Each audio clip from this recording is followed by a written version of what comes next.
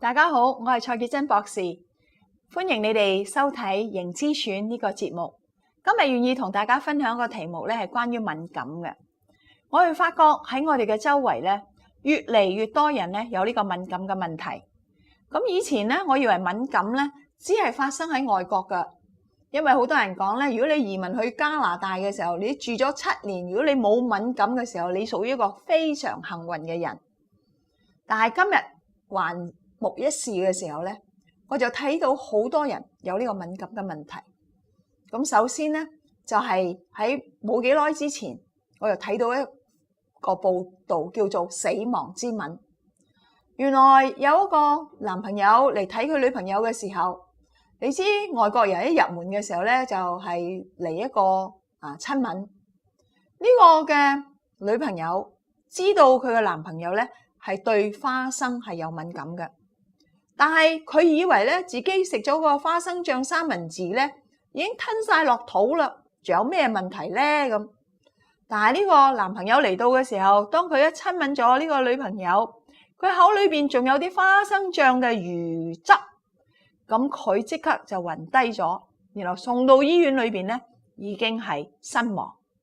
咁你聽起嚟咧，好似好大嘅笑話，但係其實喺我哋今日社會裏邊咧，敏感呢個問題咧，都唔係一個小問題嚟嘅。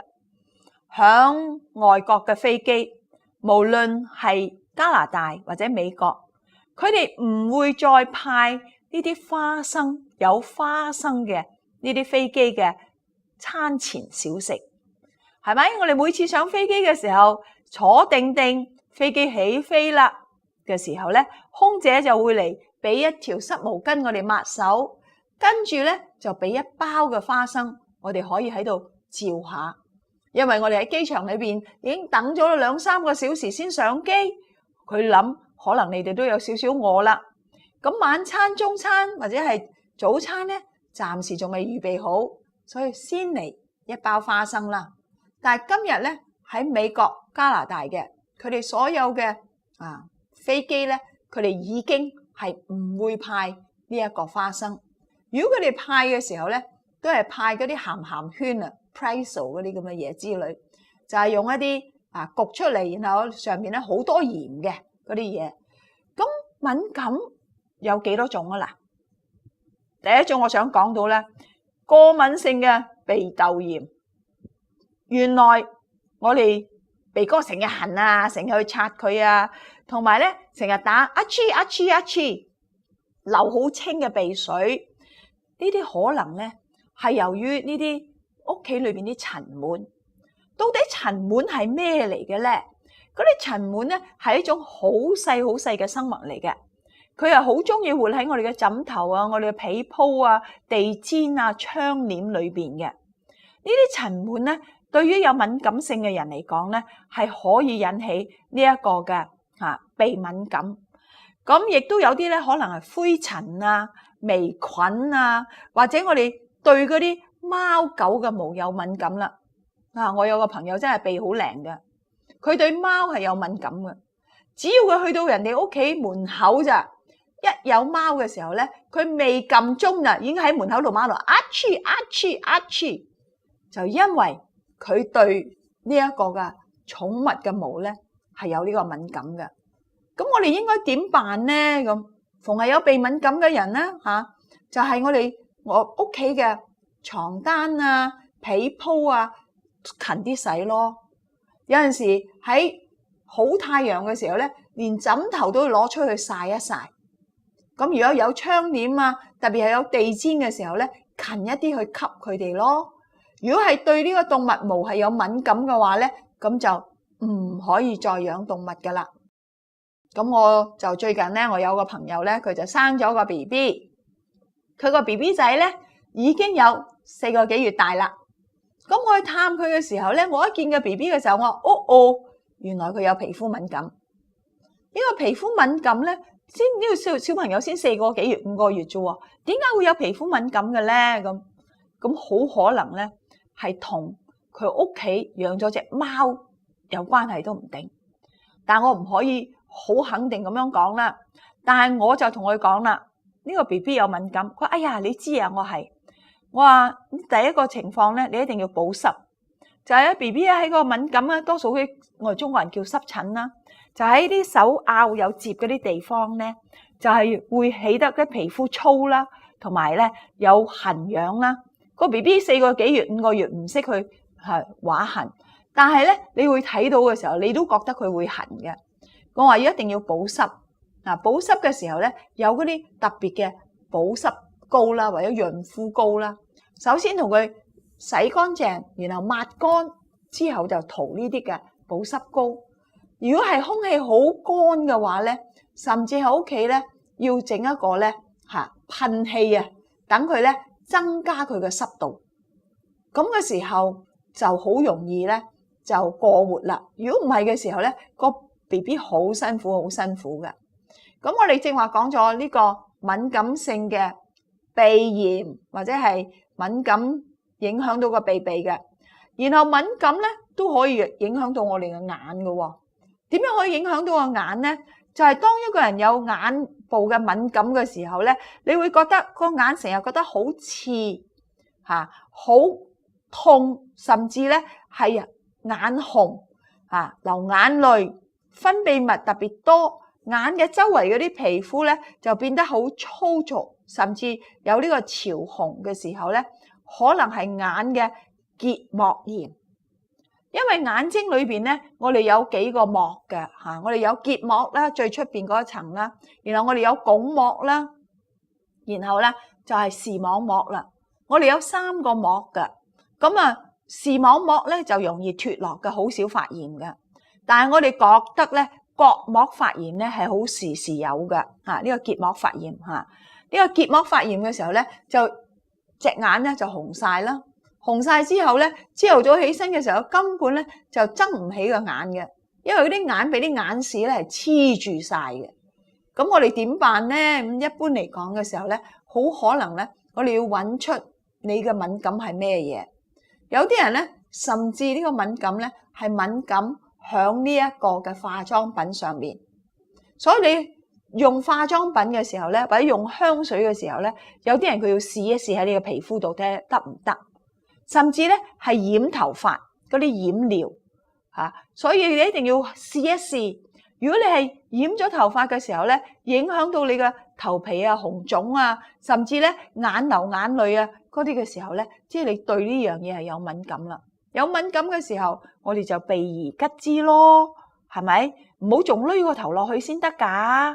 用呢樣嘢咧好緊要，就眼又敏感嘅，千唔好用手擦，因為我哋嘅手咧好多細菌嘅。你用手擦嘅時候咧，本來佢淨係敏感啫，由於你手裏邊嘅細菌多嘅時候咧，而形成咗有啲炎症。所以如果真係要幫助佢嘅時候咧，我哋可以用一個乾淨嘅我哋叫做咧嗰啲叫做 tissue 啦廁紙之類啦，就係唔好去擦佢，慢慢咁樣咧去掂佢，因為有敏感嘅眼睛咧，佢會流好多眼水出嚟嘅，因為佢希望咧將呢個敏感源咧係衝出去你嘅體外。所以我哋睇到呢個情況嘅時候咧，就係要用一啲嘅可能咧呢個眼藥水啦。咁呢個醫生開嘅，咁我哋自己可以用嘅係咩咧？就係鹽水滴眼咯。呢個都可以幫助佢，等佢個眼咧將啲敏感源咧係早啲咧將佢衝出嚟嘅。咁第3類嘅時候就講到皮膚啦。皮膚裏邊好多時咧乾燥啦、脫皮啦，同埋咧好痕啦，我哋嘅面啦、我哋嘅手啦、我哋嘅臀部啦，呢啲好容易咧就係有呢一個發一啲嘅紅疹嘅地方，同埋甚至有啲硬塊。因為皮膚敏感會唔會係同我哋嘅飲食有關呢？真係會有好有關係嘅。咁我哋飲食關係嘅時候咧，特別係呢一個嘅食咗高蛋白嘅嘢。咩高蛋白嘅嘢咧？魚蝦蟹啦，因為咧呢啲高蛋白嘅嘢咧，身體一時間咧係接受不了，所以就會整到咧皮膚咧，甚至好似風癩咁一笪一笪咁樣出嚟。其實呢啲風癩好辛苦嘅，又痕啦，係咪？咁啊點辦呢？咁我哋首先就要斷絕咗呢一個過敏原先。如果你對呢啲高蛋白嘅嘢有影響嘅話咧，就唔好食咯。嗱，我有一個嘅兒生女，咁佢兒生女咧，佢有3個仔，最細個仔咧，第一個仔咧係有鼻敏感嘅。佢呢個鼻敏感咧係從佢細個嘅時候咧居住環境有關係，因為當時我嘅兒生女同佢先生就同佢父母一齊住，咁同佢父母一齊住咧就4個人啦。當佢出世嘅時候就有5個人，加上工人就6個人。喺呢個咁多嘅人裏邊咧，佢嘅老爺同埋奶奶咧係不停咁樣食煙嘅，咁佢先生都有食煙嘅喎。咁話你睇下3個人都食煙嘅時候咧，佢哋又唔相信咧煙會影響到下一代嘅，係佢嘅媽媽喺生咗 BB 6個星期之後再去翻工嘅時候咧，就係嫲嫲湊佢嘅。咁嫲嫲湊佢嘅時候咧，咁嫲嫲食煙，佢一邊食煙咧就一邊可以餵奶俾呢個孫嘅，所以冇幾耐咧呢個孫仔咧已經有呢個鼻敏感。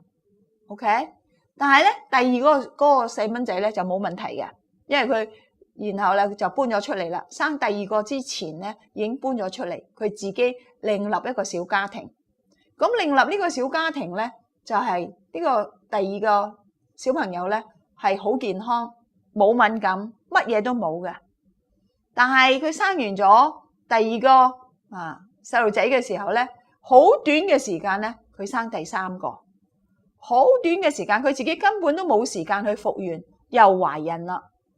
咁變咗咧呢個媽媽本身咧儲存嘅抵抗力呢啲抗體都唔夠嘅時候咧，就生咗呢個 BB 咧。呢個 BB 咧喺3個零月開始咧有濕疹。佢濕疹咧個頭咧就好多呢一塊塊嗰啲結嗰啲焦皮咧，呢個就係濕疹敏感嘅一個情況。咁呢個 BB 係食人奶嘅，咁點解食人奶都會有呢一個敏感咧？咁呢個係由於佢本身嘅抵抗力嘅問題咯。咁我哋希望呢個小朋友咧係大下嘅時候咧，到佢2、3歲嘅時候咧，呢個濕疹就會好啲啦，因為佢抵抗力。但係喺佢嘅日常生活裏邊咧，就要好小心啦，嚟處理佢呢個敏感嘅情況。咁佢一直就係餵人奶，餵到佢6個月。其實我係希望鼓勵佢咧，係一路餵落去，餵到佢1歲為止嘅。但係呢一個我嘅兒生女就話好唔方便，因為餵人奶嘅時候咧，好多嘢佢唔食得。咁佢又係咧中意食嘅人嚟嘅。我話你都係為你嘅兒子而犧牲少少啫嘛，再多半年啫嘛，你就話咩都可以食咯。佢話唔掂當啊，唔掂當啊。佢話你睇下我餵咗佢已經6個月咯噃。你睇下大哥同二哥，我淨係餵咗佢哋大哥淨係6個禮拜，二哥我餵咗3個月，佢已經係最長嘅咯喎，6個月喎。但係我話唔係，你一定最好咧係餵多佢最基本9個月。佢話唔得啦，唔得啦。咁佢自己佢話唔得嘅時候，冇人可以逼到佢啦，係咪？咁然後佢就我就同佢講啊，因為你 BB 有敏感嘅時候咧，必須要咧係飲呢個嘅豆奶成分嘅 BB 嬰兒配方。咁佢又去買咯，去買嘅時候咧，佢話咧呢個叫做俾低敏感嘅 BB 食嘅奶嚟嘅。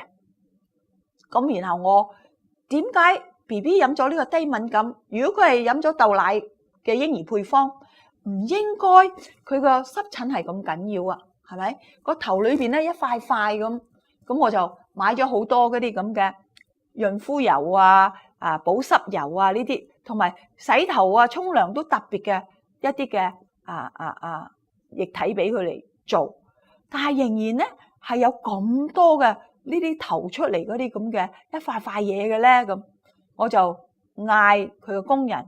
嗰日我去到嘅時候咧，佢唔喺度，我嗌工人，我話 BB 飲嘅奶粉，你攞俾我睇下啦。我一睇嘅時候咧，第一個嘅成分就係牛奶。我心裏邊就好傷啦。我就等佢翻嚟就同佢講啦。佢話明呢個係低敏感啊。我話你唔識字啊，唔該你讀啊，睇清楚你嘅標籤，然後先好俾你個仔嚟飲啊。仲好佢敏感咧喺皮膚，如果佢敏感喺食道嘅時候，你個仔敏感嘅時候即刻死噶啦，咁樣嚟嚇佢咯。真係有人係咁樣死啊嘛，好似正話我開始嘅時候講到呢個食咗花生醬嘅女朋友打咗個 kiss 俾個男朋友呢個死亡之吻，係真係嘅喎。咁佢就話好啦，我小心小心。點知喺上2個禮拜咧，佢所謂小心啦，咁因為佢要出街食飲早茶啦，同埋媽媽啊，因為有啲事啦，佢哋同埋佢媽媽一齊啦，即係我個妹啦，一齊去食嘢。咁啊 BB 咧就係肚餓，但係佢哋又冇買到帶到佢可以食嗰啲嘢出去。咁佢就臨急臨忙咧，就喺隔離嘅超市咧就買咗一包餅餅，個 BB 餅餅。咁呢個 BB 餅餅咧，佢一食咗之後咧，第2日成個面都花晒啊！原來佢自己都驚啦，佢一睇嘅時候，原來個餅餅裏邊有牛奶，已經同佢講咗你嘅 BB 唔可以有呢個牛奶。但係我今次我冇出聲，雖然我知道我冇出聲，因為佢已經係成年人，佢唔需要我好似細蚊仔咁樣提住佢1次、2次、3次、4次，佢自己睇到佢個仔嘅受苦嘅情況，係咪？因為個 BB 咧而家已經係有8個月大嘅時候，佢痕嘅時候，佢自己識去，哇！嗰2個手都去咁樣去畫，佢自己知道，係咪？咁佢自己都講出嚟，因為咧急嘅時候咧買咗包餅，以為係嗰啲小朋友嗰啲出牙嗰啲餅，冇咩問題噶啦，係咪？兒童餅就諗唔到佢裏邊有奶嘅。咁我唔會直接同佢講，只係間接有陣時講啦。有陣時食嘢嘅時候咧，特別係出邊買嗰啲嘢咧，唔係有蛋就係有奶噶啦，就係咁樣講啫。等佢自己聽咯，希望佢識聽咯。因為呢啲皮膚敏感咧，首先你一定要保濕。如果好奇怪喎，皮膚敏感嘅時候咧，太濕嘅空氣嘅時候咧，又唔得噶喎。太濕嘅空氣嘅時候咧，養住佢又好痕噶喎。太乾嘅咧又唔得噶喎。所以有咗敏感嘅時候咧，係一個好難處理嘅問題。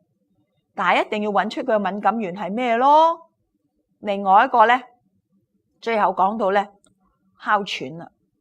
原來好多時哮喘咧係同呢個氣管敏感咧有一定嘅關係嘅。咁呢個氣管敏感啊，呢個氣喘、哮喘咧係分開2個原因嘅。一個係室內嘅原因，室內嘅原因就好簡單，離唔開塵蟎啊、動物嗰啲咁嘅毛毛啊，或者咧係老鼠啊、曱甴嘅分泌物、霉菌啊，呢啲係最常見嘅。咁然後室外又係咩咧？室外嘅時候咧，可能同呢個花粉啦，呢個花粉啦，同埋微菌啦、藥物啦，我哋咧好多時有呢一個嘅氣喘嘅人咧，真係要擺呢個除濕機，因為咧有濕嘅地方咧就容易發毛嘅。如果乾燥嗰啲地方咧冇發毛嘅喎。我喺美國加利福尼亞州喺羅省嘅地方，我住咗幾年，我哋嘅浴室裏邊咧係好乾淨嘅。住咗5年，我哋嘅浴室咧冇毛嘅。翻到嚟香港就算你住新屋你喺第2年裏邊咧已經發覺咧嗰啲瓷盤嘅周圍咧都有啲黑毛嘅。咁有陣時抹得到，有陣時抹唔到嘅。咁呢啲毛係點樣得嚟咧？就因為香港潮濕，華南地區我哋嘅氣講到咧，無論我哋嘅濕度一定咧係好濕好低好低。咁我就響講老實一句說話，如果你俾我去熱嘅地方，我寧願又熱又乾，好過咧又熱又濕。因為又熱又濕嘅地方咧，你出唔到汗，個人好難受嘅。咁啊，講到咧呢個又熱又乾嘅地方咧，佢都可能出唔到汗啊，因為佢好乾啊嘛。一出咗啲汗出嚟咧，已經俾佢蒸發晒咯，係咪？但係無論點都好啦，呢一個嘅有哮喘嘅人咧，佢必須要有呢個嘅講到咧係除濕機嘅，將呢個濕度咧係將佢咧係除去，就冇咁容易咧長呢個霉菌。我咧就有一個另外一種啦，就係敏感咩咧？腸胃敏感。我個朋友嘅仔就係咁樣樣啦。呢個朋友嘅仔咧，腸胃敏感，好得意嘅喎。佢腸胃敏感係咩咧？食咗啲嘢，食錯嘢嘅時候咧，咁佢就係只係冇大便嘅，係便秘嘅，係便秘嘅。所以呢個小朋友從細嘅時候咧，因為佢便秘嘅緣故啦，我哋要監佢飲水啦，監佢嚟做運動啦，同埋監佢咧喺食物裏邊咧有足夠嘅纖維。呢個小朋友今年已經9歲，佢嗰個敏感咧已經好好多啦。以前佢食嘢係咩咧？佢完全唔可以食得麥嘅，唔可以食麵包，因為佢爸爸係韓國人，媽媽係香港人，咁所以佢哋好多時食飯就係用紫菜嚟夾飯，同埋咧佢可以食肉冇問題，所以有陣時佢哋食魚肉、食雞肉，但係今日嗰啲肉咧，其實都有好大嘅問題。呢個問題喺邊度咧？就係飼養方法。所有飼養無論係魚類雞牛羊豬，所有嘅都係工廠裏邊嘅養殖。喺呢啲咁嘅農場裏邊咧，佢哋嘅活動範圍冇空間嘅，所以因為佢活動範圍冇空間咧，你逼我，我逼你嘅時候咧，就好容易有呢一個嘅傳染病。所以所有嘅農場嘅主人咧，都定期為佢嘅動物咧係打呢個抗生素，呢個預防措施啊嘛。所以如果你係食肉嘅話咧，你都直接食咗啲抗生素入你嘅肚度。另外咧，所有嘅農場主人咧都希望佢嘅動物咧用最短嘅時間養得最肥，然後攞去市場賣噶嘛。所以喺呢啲動物嘅飼料裏邊已經配咗呢啲激素、生長激素，等呢啲動物喺度食嘅時候咧，已經食埋呢啲生長激素。當佢係肥到好大嘅時候啦，攞出去市場賣啦，冇一個農場主人希望咧等嗰啲激素完全完咗之後，因為激素完全完咗之後咧，隻動物就會瘦咗落嚟噶咯，咁價錢就冇咁好咯噃。當你價錢冇咁好嘅時候咧，咁你就蝕咯。所以食肉嘅時候，你直接食咗動物裏邊肉裏邊嘅抗生素嘅殘留物，同埋呢個激素、生長激素嘅殘留物，怪唔得我哋而家喺香港喺呢個工業社會裏邊咧，咁多癌症嘅發生，敏感嘅發生，特別係呢個皮膚嘅敏感啦。腸胃嘅敏感啦，呢一個嘅鼻嘅敏感啦，眼嘅敏感啦，哮喘啦，呢啲完全係同我哋嘅食物咧係離唔開關係嘅。冇錯啦，除咗食物之外，正話我哋都講，有陣時有啲塵蟎啊，有啲毛毛啊，係咪影響到我哋？但係我哋可以睇得出嚟咧，呢個敏感嘅困難咧，直接係同我哋嘅抵抗力係有關係嘅。因為今日嘅人咧，抵抗力係好差㗎，唔係好似以前咁樣樣。以前我以為咧，我中國人咧係好強㗎，唔會死嘅。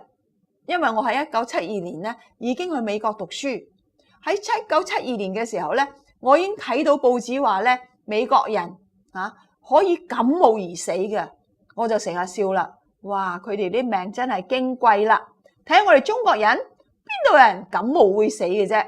直至到1997年發生咩大事咧？就係我哋香港禽流菌，我哋死咗6個人。我嗰陣時先知道，哇！原來感冒中國人都會死嘅。點解啊？好簡單，就係因為我哋嘅抵抗力弱咯。我哋不嬲都有發雞瘟㗎。我仲記得我細個嘅時候，我哋住響大埔墟南坑村，咁而我哋嘅經濟唔係咁好㗎，我哋屬於咧係中下家庭，所以我哋每一次嘅時候咧喺我哋嘅農村裏邊咧喺我哋嘅鄉下裏邊咧，好多人話香港冇農村，我就係農村長大嘅，因為我哋前面咧就係種稻米嘅，後來就種西洋菜嘅，咁我後邊咧有果園嘅。你話係咪農村啊？嗱，當我哋喺農村長大嘅時候咧，我哋食嗰啲嘢咧就係好慳嘅。過年過節之前咧，屋企一定要買幾隻雞仔或者幾隻鴨仔，到過時過節咧自己劏一隻，另外嗰啲就賣出市場去，就幫補過年過節嘅。我哋見到雞有發雞瘟，鴨亦都有呢啲咁嘅情況，但係雞咧一打瞌眼瞓嘅時候咧，就我哋媽媽咧就即刻將個雞攞出嚟就劏咗佢，然後煮熟佢，我哋食埋添㗎，你又唔見我哋有禽流菌，因為我哋嘅抵抗力強。以往我哋嘅飲食咧好自然嘅，蔬菜、魚、肉好少食嘅。冇能力付得起食肉啊，太貴啦。50年代、60年代嘅香港唔係咁富庶，我哋香港係70年代先開始騰飛。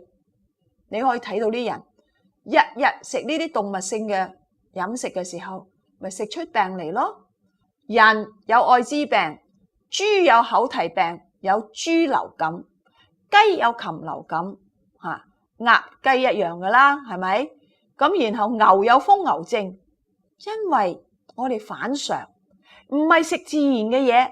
上帝同我哋講，我哋要食嘅係樹上結有核嘅果子同埋一切嘅蔬菜，但唔係我哋為咗口腹之欲嘅時候咧，我哋中意食肉，我哋中意食魚，我哋中意飲奶，我哋中意食雪糕，我哋中意食 cheese， 咁咪食出病嚟咯，亦食出好多敏感嚟。